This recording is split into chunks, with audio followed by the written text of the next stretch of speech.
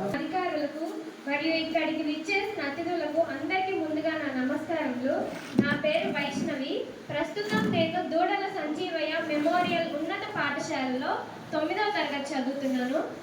ఈరోజు గుర్రం జాషువా గారి 130వ జయంతి సందర్భంగా వారి గురించి మీ అందరికీ చెప్పాలనుకుంటున్నాను. ఏ కవి అయినా, ఏ రచయిత అయినా తన జీవిత అనుభవాల నుండి కానీ, చూసిన సంఘటనల నుండి కానీ ఏదైనా ఒక విషయాన్ని తీసుకొని దానికి కల్పనను జోడించి అది ఒక కవిత్వంగా, సాహిత్యంగా మన ముందు పెడతారు. కాకపోతే అనుభవించి పలవరించినప్పుడు ఉన్న కవిత్వానికి, కేవలం ఊహాత్మకంగా మాత్రమే చెప్పిన సాహిత్యానికి కొద్దో గొప్ప తేడా ఉంటుంది. అలా తెలుగులో ఒక కవి దళిత కులంలో పుట్టి దళిత వేదనను అనుభవించి సామాజికంగా వివక్షకు గురై తన జీవితాన్ని, తన కవిత్వాన్ని మానవత్వాన్ని చెప్పే దిశగా, శాశ్వత సత్యాలను చెప్పే దిశగా నడిపించిన, సాహిత్యపు విలువలు కలిగిన రచనలు చేసిన మహాకవులలో ఒకరు ఈ గుర్రం జాషువా గారు.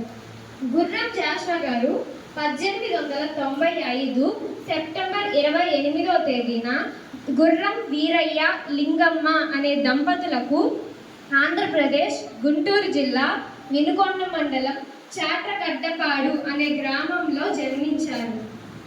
తల్లిదండ్రులు వేర్వేరు కులాలకు చెందినవారు. వీరు చిన్నప్పుడు తన బాల్యం వినుకొండలో పచ్చటి పొలాల మధ్య హాయిగా గడిచింది. కానీ ఎప్పుడైతే వీరు చదువుకోవడానికి పాఠశాలలో చేరాలి అనుకున్నారో అప్పుడే ఉపాధ్యాయుల నుండి, తోటి పిల్లల నుండి ఎన్నో అవమానాలను ఎదుర్కొన్నారు. కాకపోతే అగ్రవర్ణాల పిల్లలు కులం పేరుతో ఎగతాళి చేస్తే ఊరికే ఉండకుండా వారిపై తిరగబడి వారిని ఎదిరించేవారు గుర్రం జాషువా గారు. 1910వ సంవత్సరంలో మేరీ అనే ఒక యువతిని వివాహం చేసుకున్నారు. మిషనరీ పాఠశాలలో నెలకు 3 రూపాయల జీతంతో ఉద్యోగం చేసేవారు. ఆ ఉద్యోగం అనుకోకుండా పోవడంతో రాజమండ్రి వెళ్ళి 1915 మరియు 1916 సంవత్సరాలలో సినిమా వాచకుడిగా రాజమండ్రిలోనే పనిచేశారు. అంటే తాకీ సినిమాలు లేని ఆ రోజుల్లో తెరపై జరుగుతున్న కథకు అనుగుణంగా నేపథ్యంలో కథను, సంభాషణను చదవడమే ఈ పని. ఆ తర్వాత గుంటూరులోని లోదరన్ చర్చ్ నడుపుతున్న ఉపాధ్యాయ శిక్షణాలయంలో 10 సంవత్సరాల పాటు ఉపాధ్యాయుడిగా పనిచేశారు. ఆ తర్వాత 1928 నుండి 1942 వరకు గుంటూరులోని ఉన్నత పాఠశాలలో తెలుగు పండితులుగా పనిచేశారు. రెండో ప్రపంచ యుద్ధం సమయంలో యుద్ధ ప్రచారకుడిగా పనిచేశారు. 1964లో ఆంధ్రప్రదేశ్ శాసనమండలిలో సభ్యత్వం లభించింది. ఒకసారి వినుకొండలో జరుగుతున్న అవధాన సభలో వీరు పద్యాలను చదివారు. ఆ పద్యాలను విని వీరిని అభినందించకుండా తక్కువ కులం వారిని సభలోకి ఎందుకు రాణించారు అని చెప్పి కొంతమంది వీరిని అవమానించారు. వీరికి జరిగిన అవమానాలకు ఇది ఒక ఉదాహరణ మాత్రమే. అంటరాని వాడిని హిందువుల్లో ఈసడిస్తే క్రైస్తవుడయ్యండి హిందూ సంబంధిత రచనలు చేస్తున్నాడని క్రైస్తవ మతాధిపతులు వీరిని విమర్శించి గుర్రం జాషువా గారిని, వారి కుటుంబాన్ని క్రైస్తవ సమాజం నుండి బహిష్కరించారు. ఆ తర్వాత క్రమంగా వారు నాస్తికత్వం వైపు జరగడం ప్రారంభించారు. ఇక సాహిత్యం విషయానికి వస్తే చాలా చిన్నప్పటి నుండి వీరిలో ఒక సృజనాత్మక శక్తి ఉండేది. చిన్నప్పటి నుండే బొమ్మలు గీయడం, పాటలు పాడడం వంటివి చేసేవారు. ఆ తర్వాత తన బాల్య స్నేహితుడు, ఆ తర్వాత కాలంలో రచయిత అయిన దీపాల పిచ్చయ్య శాస్త్రి గారి సహచర్యంలో వారి కవిత్వంపై ఆసక్తి పెరిగింది. తమ గురువు గారైన హనుమత్ శాస్త్రి గారి వద్ద మేఘ సందేశం, రఘువంశం, కుమార సంభవం నేర్చుకున్నారు. గుర్రం జాషువా గారు 36 గ్రంథాలు, ఎన్నో కవితలు రాశారు. అందులో ప్రముఖమైనవి పిరదౌసి, గబ్బిలం, ముంతాజ్ మహల్, సందేశం, ప్రకృతి సందేశం, కాశీఖండం, భీమఖండం, శృంగార నైషధం, ఖండకావ్యాలు, నా కథ, బాపూజీ, నేతాజీ, ఇలా చెప్పుకుంటూ పోతే ఎన్నో మహాగ్రంథాలను రాశారు.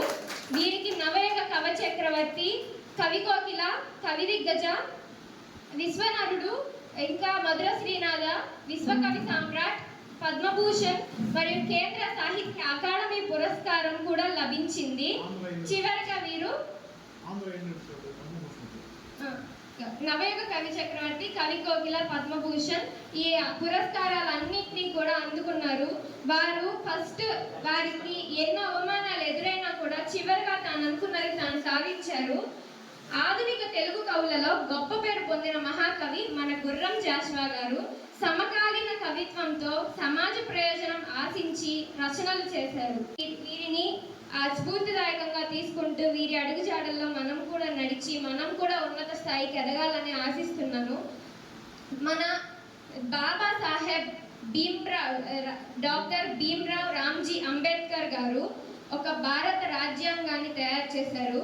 వీరు రాజ్యాంగం ఎలా తయారు చేశారంటే, ప్రతి దేశం యొక్క రాజ్యాంగాన్ని పరిశీలించి అందులోని ముఖ్యమైన మంచి అంశాలను తీసుకొని ఒక రాజ్యాంగం, అద్భుత రాజ్యాంగం లిఖితపూర్వకంగా మనకు తయారు చేశారు.